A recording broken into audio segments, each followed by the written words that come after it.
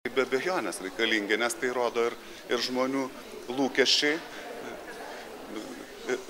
Mes pirmiausia, kai pasirašėm su trečio amžiaus universiteto asociacija, trečio amžiaus asociacija dėl įkūrimo universiteto tokio, mes pamatėme, kad yra didžiulis tokio universiteto poreikis. Nes pradėjo skambinti į dieną mums žmonių po kelias dešimtis. Ir šiuo metu turim užsiregistravusių 350, o dabar atėję yra žmonių, kurie ir neužsiregistravę. Jie nori išgirsti, pabendrauti.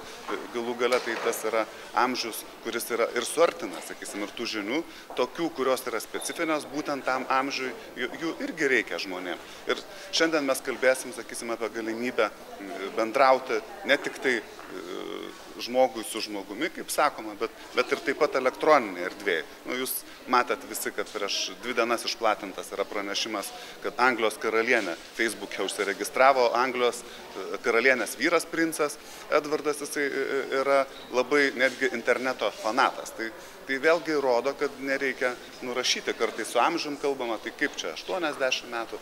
Mes turime lektorių, aš irgi nenoriu sakyti etikos sumetimais, bet jie yra dar vyresni, bus net vyresni negu pas mus yra 82 metų vyriausias susiregistravęs žmogus.